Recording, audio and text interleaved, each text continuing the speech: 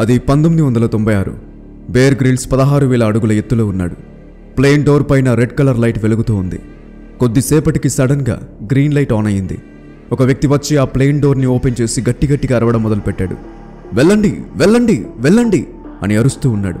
అప్పుడు ఒక్కొక్కరిగా Bear Grylls యొక్క ఫ్రెండ్స్ అందరూ కలిసి ప్లేన్ నుండి దూకడం మొదలుపెట్టారు. బేర్ గ్రిల్స్ కాస్త స్ట్రెస్లో ఉన్నాడు మరియు అతని కాలికి గాయం కూడా ఉంది. అయినా కూడా బియర్ కిందికి చూసి గట్టిగా ఊపిరి పీల్చుకుని తన పారాషూట్తో ప్లేన్లో నుంచి బయటికి దూకేశాడు. 1996లో బేర్ గ్రిల్స్ తన ఫ్రెండ్స్తో కలిసి సెలవుల కోసమని ఆఫ్రికా దేశానికి వెళ్ళాడు. అయితే జింబాబ్వేకి స్కై డైవింగ్ చేయడానికి వచ్చారు. ప్రతిదీ కూడా అనుకున్న ప్లాన్ ప్రకారం జరుగుతూ వచ్చింది. కానీ అనుకోకుండా బేర్ గ్రిల్స్కి అతిపెద్ద ట్రాజడీ ఎదురైంది. ప్లేన్లో నుండి దూకగానే బేర్ గ్రిల్స్ గంటకి 200 కిలోమీటర్ల వేగంతో భూమిపైకి దూసుకుపోతున్నాడు. 15,000 అడుగులు, 10,000 అడుగులు, 5,000 అడుగులు. ఇక కొన్ని సెకండ్లోనే అతను 3,000 అడుగుల దూరంలో ఉండగా తన పారాషూట్ని ఓపెన్ చేశాడు. కానీ పారాషూట్ ఓపెన్ అయిన తర్వాత కూడా బేర్ గ్రిల్స్ యొక్క వేగం తగ్గలేదు. అతను వేగంగా కిందికి పడిపోతూ ఉన్నాడు. అతను తన మనసులో అనుకున్నాడు, ఇదేంటి పారాషూట్ ఓపెన్ అయిన తర్వాత కూడా స్పీడ్ ఎందుకు తగ్గట్లేదు అని. అతనికి చాలా వింతగా అనిపించింది. మెల్లగా పైకి చూశాడు. పారాషూట్ పూర్తిగా ఓపెన్ అవ్వకపోవడం అతను గమనించాడు. అది చూసి అతను చాలా ఆందోళన చెందాడు. ఆ పారాషూట్కి చెందిన తాళ్ళు అన్నీ కూడా ఒకదానితో ఒకటి చిక్కుబడిపోయి ఉన్నాయి.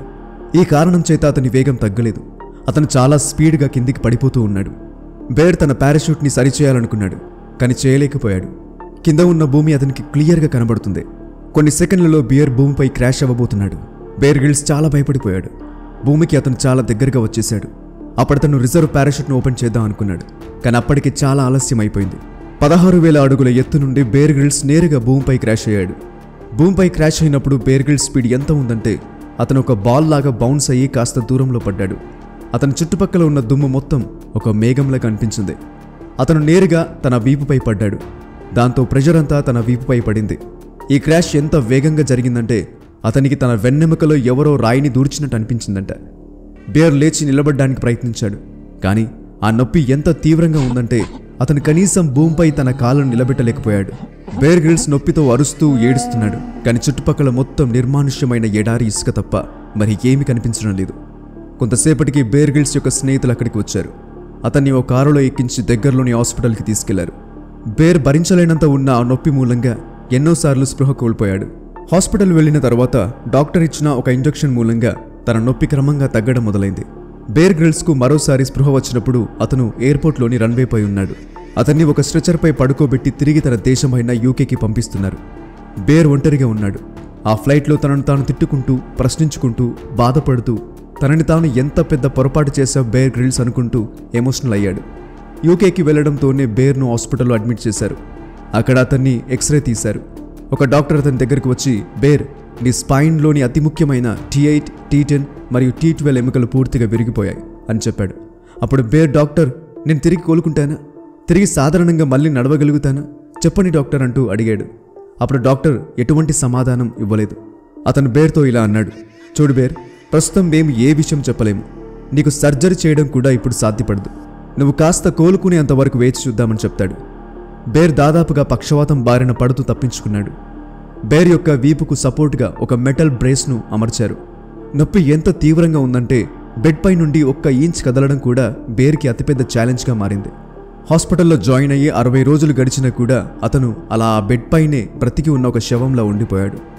బేర్ గ్రిల్స్కు మాటి మాటికి తాను కింద పడుతున్న ఆ సీన్ గుర్తుకు వచ్చేది. మరియు తనను తాను తిట్టుకునేవాడు కూడా. నువ్వు ఎంత పనికిమాలిన వాడివి. ఆందోళన చెందడానికి బదులుగా నువ్వు పారాషూట్ను మెల్లగా ల్యాండ్ చేసి ఉండవచ్చు, లేదా టైంకి రిజర్వ్ పారాషూట్ను ఓపెన్ చేసి అయినా ఉండవచ్చు అని తనను తాను ఇలా చాలాసార్లు తిట్టుకుంటూ రిగ్రెట్ ఫీల్ అవుతూ ఉండేవాడు. యాక్సిడెంట్ అయిన 90 రోజుల తర్వాత అతను హాస్పిటల్ నుండి డిశ్చార్జ్ అయ్యి తన ఇంటికి తిరిగి వచ్చాడు. కానీ ఇప్పుడు కూడా అతని పరిస్థితి అలాగే ఉంది. అతను బెడ్లో పడుకుని మాటి మాటికి అదే ఆలోచిస్తూ ఉండేవాడు. నేను తిరిగి ఆర్మీలో జాయిన్ అవ్వగలనా? కనీసం ఎప్పటిలాగా నడవగలనా అని అనుకుంటూ ఉండేవాడు. అలా అనుకుంటూ ఉండగా ఒకరోజు తన దృష్టి తన రూమ్లో గోడపై ఉన్న మౌంట్ ఎవరెస్ట్ యొక్క ఫోటో ఫ్రేమ్పై పడింది. బేర్ మరియు అతని తండ్రి యొక్క కల ఎప్పటికైనా మౌంట్ ఎవరెస్ట్ను ఎక్కాలని. కానీ ప్రస్తుతం బేర్ గ్రిల్స్ ఎవరెస్ట్ ఎక్కడం పక్కన పెడితే కనీసం లేచి నడవలేని పరిస్థితిలో ఉన్నాడు. కానీ అప్పుడు బేర్ అతను కూడా ఊహించని ఒక పని చేశాడు. నడుముకి మెటల్ బ్రేస్ ఉన్నా కూడా లేచి నిలబడి పడుతూ లేస్తూ అతను ఆ ఫోటో ఫ్రేమ్ దగ్గరకు వెళ్ళడం మొదలుపెట్టాడు. అలా చివరికి ఆ ఫోటో వద్దకు చేరుకుని తనకు తాను ఇలా అనుకున్నాడు, ఏది ఏమైనా కూడా నేను కేవలం లేచి నడవడం మాత్రమే కాదు, ఎలాగైనా ఈ మౌంట్ ఎవరెస్ట్ ఖచ్చితంగా ఎక్కి తీరుతా అని అనుకున్నాడు. కానీ ఈ టార్గెట్ బేర్ గ్రిల్స్కు దాదాపుగా అసాధ్యమని చెప్పొచ్చు. బ్రిటిష్ ఆర్మీ అప్పటి వరకు మౌంట్ ఎవరెస్ట్కు చాలా మిషన్స్ను పంపించింది. కానీ అందులో కేవలం ఒకే ఒక్క మిషన్ మాత్రమే సక్సెస్ అయింది. అయినా కూడా ఆ సక్సెస్ అయిన వాళ్ళు కూడా మరణపు అంచుల్లో నుండి బయటపడ్డారు. ఈ మిషన్లో చాలామంది తమ కాళ్ళు చేతులను పోగొట్టుకున్నారు. ఇవన్నీ తెలిసినా కూడా బేర్ గ్రిల్స్ తన నాన్నగారి కోరిక అయిన మౌంట్ ఎవరెస్ట్ను ఎలాగైనా ఎక్కి తీరాలి అని గట్టిగా నిర్ణయించుకున్నాడు.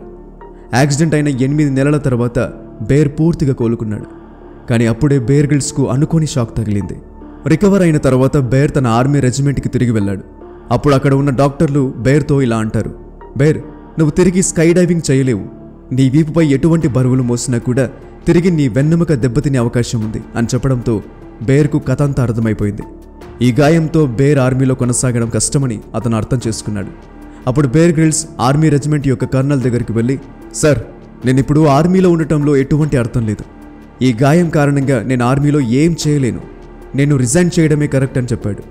బేర్ గ్రిల్స్ తన జాబ్కి రిజైన్ అయితే చేశాడు, కానీ అతని దగ్గర ఇప్పుడు ఎటువంటి ఇన్కమ్ సోర్స్ లేదు, అలాగే జాబ్ కూడా లేదు. మౌంట్ ఎవరెస్ట్ ఎక్కడానికి అవసరమైన లక్షల రూపాయలు కూడా అతని దగ్గర లేవు. బేర్ గ్రిల్స్కి ఈ మౌంట్ ఎవరెస్ట్ ట్రిప్ అనేది ఇప్పుడు డూ ఆర్ డైగా మారింది. అతని దగ్గర ఇప్పుడు 2 దారులున్నాయి. ఒకటి, అతను మౌంట్ ఎవరెస్ట్ను సక్సెస్ఫుల్గా ఎక్కగలిగితే అతను మౌంట్ ఎవరెస్ట్ ఎక్కిన బ్రిటిష్ యొక్క యంగెస్ట్ పర్సన్గా రికార్డ్ సృష్టించడంతో పాటు అతనికి స్పాన్సర్స్ అలాగే మంచి జాబ్ కూడా దక్కుతుంది.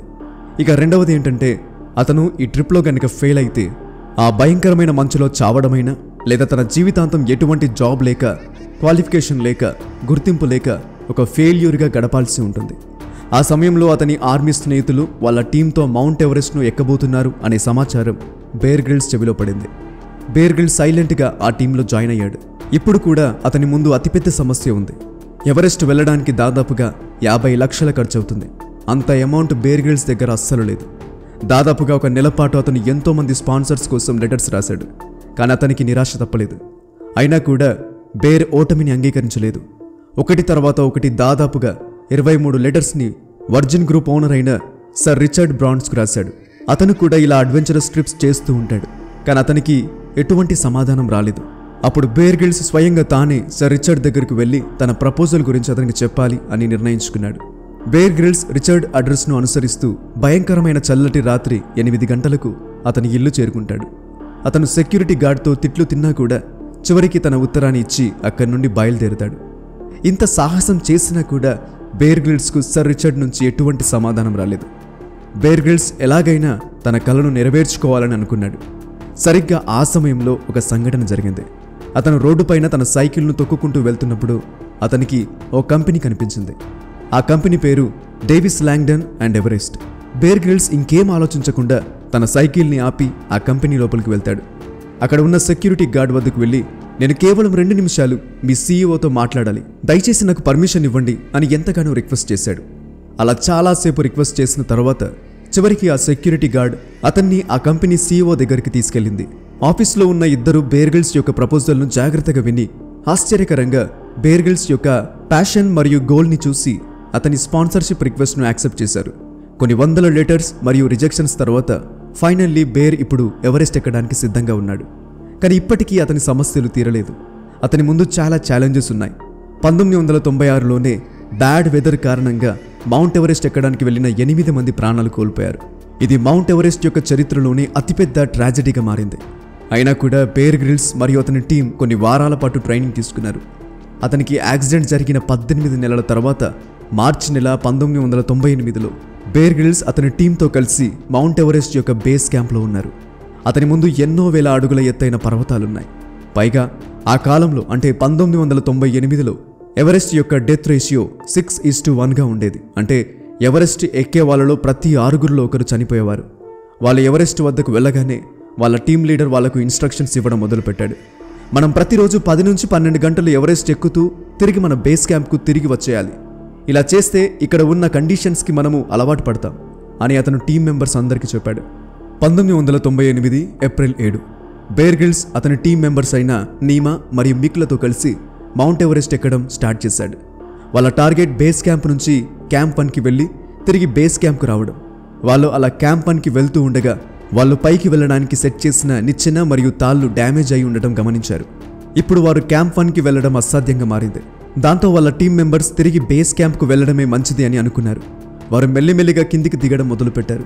కానీ కొన్ని గంటలు నడిచిన తర్వాత బేర్ అలసిపోయాడు.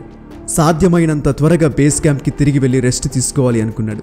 కానీ సరిగ్గా ఆ సమయంలో ఎవ్వరూ ఊహించని ఒక సంఘటన చోటు చేసుకుంది. బేర్ అతని టీంలో అందరికంటే ముందున్నాడు మరియు అతని 2 టీమ్మేట్స్ అతని వెనకాల వస్తున్నారు. అతను నడుస్తున్న మంచు కింద నుండి ఏదో శబ్దం వచ్చింది. అది ఏంటా అని చూసినప్పుడు అతని కాళ్ళ కింద ఉన్న మంచు గట్టిగా లేదు. బేర్ గ్రిల్స్ చాలా భయపడిపోయాడు. అతను జాగ్రత్త పడబోతూ ఉండగా కింద ఉన్న మంచులో పెద్ద పగుళ్ళు ఏర్పడి బేర్ ఎన్నో అడుగుల లోతు ఉన్న లోయలో పడిపోయాడు. బేరు 2 గోడల మధ్య చిక్కుకున్నాడు. అతని నడుముకి ఒక సన్నటి తాడు అటాచ్ అయి ఉంది. దాని సహాయంతో అతను ఆ లోయలో పూర్తిగా పడిపోకుండా మధ్యలో ఆగిపోయాడు. కానీ అయినా కూడా అతని దగ్గర ఎక్కువ సమయం లేదు. ఆ సన్నటి తాడు ఎక్కువసేపు అతన్ని ఆపలేదు. బేర్ గ్రిల్స్కి దెబ్బ తగిలి కాసేపు స్పృహ కోల్పోయాడు. తర్వాత బేర్ గట్టిగా అరవడం మొదలుపెట్టాడు. నీమా, మిక్, నాకు త్వరగా సహాయం చేయండి. బేర్ గ్రిల్స్కి పైనుండి కాస్త లైట్ మాత్రం కనిపిస్తుంది. బేర్ గ్రిల్స్కి తెలుసు అతని దగ్గర చాలా తక్కువ సమయం ఉందని. దాని తర్వాత ఆ తాడు తెగిపోతుందని. అతను తన కాలిని గోడలో దూర్చడానికి ప్రయత్నించాడు. కానీ మంచులో అతని పాదాలు మాటిమాటికి జారుతూ ఉన్నాయి. ఏ క్షణమైనా ఆ తాడు తెగిపోవచ్చు. సరిగ్గా ఆ సమయంలోనే బేర్కు తనను ఎవరో పైనుండి లాగుతున్నట్టు అనిపించింది. బేర్, మేమిక్కడే ఉన్నాం, త్వరగా పైకి రావడానికి ప్రయత్నించు అని అరుపులు పైనుండి వినిపించాయి. బేర్ పైకి చూశాడు. నీమా మరియు మిక్ గట్టిగట్టిగా అరుస్తున్నారు. వారిద్దరూ బేర్ని పైకి లాగడానికి ప్రయత్నిస్తూ ఉన్నారు. అప్పుడు బేర్ తన శక్తినంతా కూడగట్టుకుని పైకి ఎక్కడం మొదలుపెట్టాడు. ఎట్టకేలకు అతను పైకి చేరుకున్నాడు. అతను వెల్లకిల పడుకుని గట్టిగా దగ్గడం మొదలుపెట్టాడు. ఆ సమయంలో బేర్ వయసు కేవలం 23 సంవత్సరాలు మరియు అతను చావు అంచుల నుండి బయటపడడం ఇది 2వసారి. 2 గంటల తర్వాత అతన్ని బేస్ క్యాంప్కు తీసుకువచ్చారు. ఇప్పుడు అతని కాన్ఫిడెన్స్ మొత్తం చల్లారిపోయింది. అతని మోచేయి టెన్నిస్ బాల్ సైజులో ఉబ్బిపోయింది. అతనికి చాలా చోట్ల గాయాలయ్యాయి. దాంతో డాక్టర్లు కొన్ని రోజుల పాటు రెస్ట్ తీసుకోమని చెప్పారు. బేర్ గ్రిల్స్ చాలా భయపడిపోయాడు. తన కాన్ఫిడెన్స్ పూర్తిగా సన్నగిల్లిపోయింది. కానీ అయినా కూడా అతను పెద్ద గోల్స్ సాధించే మార్గంలో చాలా పెద్ద పెద్ద ఛాలెంజెస్ ఎదురవుతూ ఉంటాయి. కాబట్టి నేను ఎటువంటి ఛాలెంజెస్ అయినా ధైర్యంగా ఎదుర్కొంటాను, గివప్ చేయను అని తనకు తాను ధైర్యాన్ని చెప్పుకున్నాడు. కొన్ని రోజులు రెస్ట్ తీసుకున్న తర్వాత బేర్ గ్రిల్స్ తిరిగి ఎవరెస్ట్ ఎక్కడం మొదలుపెట్టాడు. అన్నిటికంటే ముందు అతను క్యాంప్ 1 చేరుకున్నాడు. కొన్ని రోజుల తర్వాత క్యాంప్ 2కి చేరుకున్నాడు. చివరిగా క్యాంప్ 3కి కూడా చేరుకున్నాడు. బేర్ ఇప్పుడు ఎవరెస్ట్ను పూర్తిగా అర్థం చేసుకున్నాడు మరియు ఇప్పుడు తన ఫైనల్ అటెంప్ట్లో బేస్ క్యాంప్ నుండి డైరెక్ట్గా ఎవరెస్ట్ పైకి ఎక్కడానికి రెడీగా ఉన్నాడు. కానీ సరిగ్గా అదే సమయంలో అతని ముందు 1 కాదు 2 అతిపెద్ద సవాలున్నాయి. క్యాంప్ 3కి వెళ్లిన తర్వాతి రోజు ఉదయం బేర్ గ్రిల్స్ ఆరోగ్యం పూర్తిగా దెబ్బతింది. ఎన్నోసార్లు వాంతులు చేసుకున్నాడు. అతని తల చాలా తీవ్రమైన నొప్పిని కలిగిస్తుంది. బేస్ క్యాంప్లో డాక్టర్స్ బేర్ గ్రిల్స్తో, బేర్, నీకు చాలా సీరియస్ చెస్ట్ ఇన్ఫెక్షన్ అయింది, నువ్వు ఇప్పుడు ఎవరెస్ట్ పైకి ఎక్కలేవు, కొన్ని రోజులు రెస్ట్ తీసుకోవాలి అని అన్నారు. కానీ బేర్ గ్రిల్స్ దగ్గర సమయం అస్సలు లేదు. ఎవరెస్ట్ ఎక్కడానికి తనకు కొన్ని రోజులే ఉన్నాయి.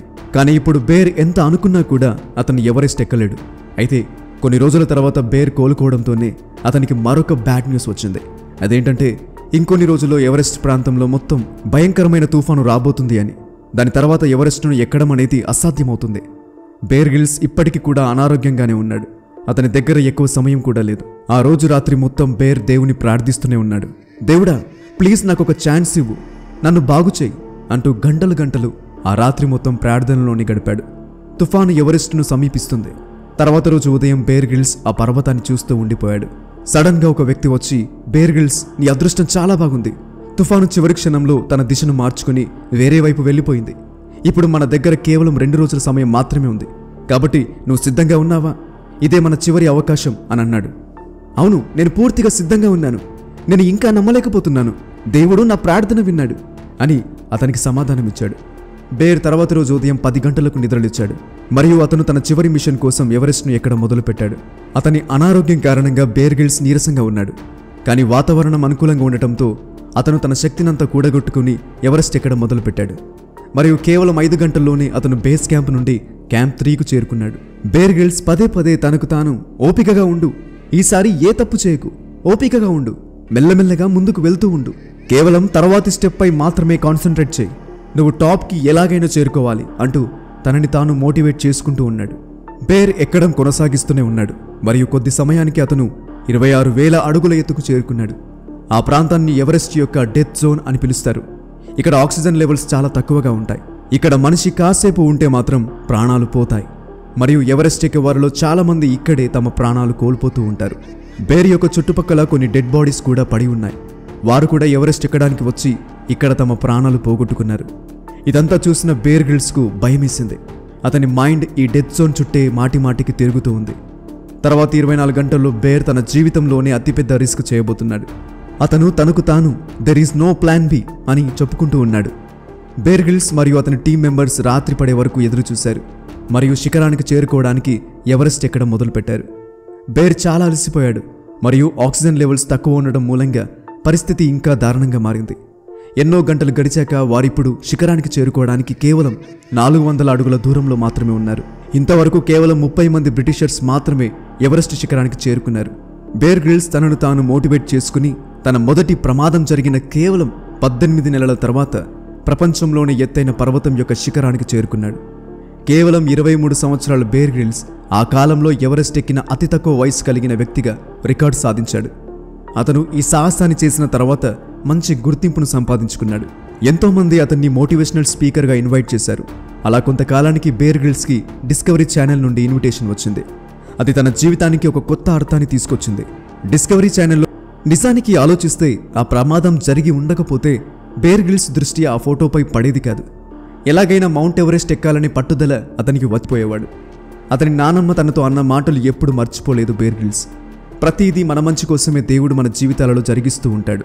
కాబట్టి ఎలాంటి పరిస్థితి ఎదురైనా ధైర్యంగా ముందుకు వెళుతూ ఉండాలి అని ఆమె చెప్పిన మాట మరువలేదు. కాబట్టి ఈనాడు ప్రపంచంలో ఎవ్వరూ కలలో కూడా ఊహించని సాహసాలు చేసి చూపించి వెన్నెముక విరిగిపోయిన ఎవరెస్ట్ శిఖరాన్ని అధిరోహించి ఎంతోమంది జీవితాలలో స్ఫూర్తిని నింపాడు. సో ఇది బేర్ గ్రిల్స్ యొక్క ఇన్స్పిరేషనల్ స్టోరీ. ఈ వీడియో నచ్చితే లైక్ చేసి మా ఛానల్ను సబ్స్క్రైబ్ చేసుకోండి. నెక్స్ట్ వీడియోలో మరొక ఇంట్రెస్టింగ్ టాపిక్తో కలుద్దాం. ఇలాంటి మరెన్నో గొప్ప ఇంట్రెస్టింగ్ వీడియోస్ లేదా ఇన్ఫర్మేటివ్ వీడియోస్ చూడడానికి ఇప్పుడే మా యూట్యూబ్ ఛానల్ను సబ్స్క్రైబ్ చేసుకోండి. నేను పెట్టే ప్రతి వీడియో కూడా యూట్యూబ్లోనే ఫస్ట్ రిలీజ్ అవుతుంది. కాబట్టి మీరు ఏ వీడియో కూడా మిస్ అవ్వకుండా ఉండటానికి ఇప్పుడే యూట్యూబ్ ఛానల్ని కూడా సబ్స్క్రైబ్ చేసుకోండి. కింద కామెంట్ బాక్స్లో మీకు మా యూట్యూబ్ లింక్ కనబడుతుంది. అక్కడ క్లిక్ చేసి వెంటనే మా ఛానల్ని సబ్స్క్రైబ్ చేసుకోండి. ఇలాంటి గొప్ప వీడియోస్ మీరు మిస్ అవ్వకుండా ఉంటారు.